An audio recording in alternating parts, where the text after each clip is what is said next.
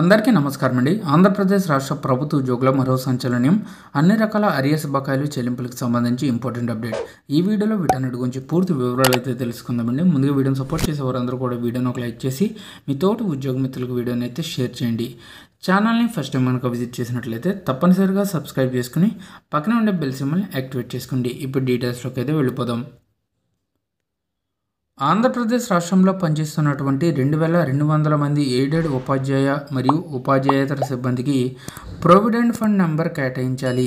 మే నెల జీతం అకౌంట్లో జమ అవ్వాలి అంటే రాష్ట్ర ప్రభుత్వం ప్రతి ఒక్క ఉద్యోగికి ప్రాన్ నెంబర్ కానీ లేదా 2004 సంవత్సరం ముందు సర్వీస్లో చేరిన ఉపాధ్యాయులకు తప్పనిసరిగా ప్రొవిడెంట్ ఫండ్ పిఎఫ్ నెంబర్ కేటాయించాలని ఆంధ్రప్రదేశ్ టీచర్స్ గిల్డ్ రాష్ట్ర అధ్యక్ష ప్రధాన కార్యదర్శులు బి చిట్టుబాబు, ఎల్కే చిన్నప్ప ప్రతినిధి ప్రభాకర్ రెడ్డి నేడు పత్రికా ప్రకటనలో అధికారులను కోరారు.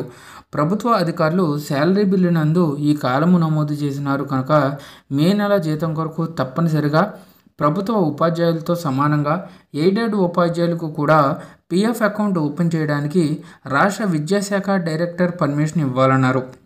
ఉపాధ్యాయులకు రావాల్సినటువంటి అన్ని రకాల అరియర్ బకాయిలు పిఎఫ్ అకౌంట్ నందు ప్రభుత్వ ఉపాధ్యాయులకు జమ అవుతాయి కనుక మున్సిపల్ ఉపాధ్యాయులు మరియు ఎయిడెడ్ ఉపాధ్యాయ సిబ్బందికి పిఎఫ్ అకౌంట్ లేనందున వెంటనే ఓపెన్ చేయడానికి పర్మిషన్ ఇవ్వాలని కోరడం జరిగింది. సో ఈ విధంగా ఎయిడెడ్ ఉద్యోగులకి సంబంధించి ప్రభుత్వ ఉద్యోగులకు మాదిరిగానే అన్ని రకాల అరియర్ బకాయిలు కూడా తమకు కూడా జమ కావాలని అడుగుతున్నారు. అలాగే పిఎఫ్ అకౌంట్ ఇవ్వమని కోరుతున్నారు. సో ఇదండి వాళ్ళ ఎంప్లాయీస్ అసోసియేషన్ తాజా updates. For more updates subscribe to our channel. Thank you.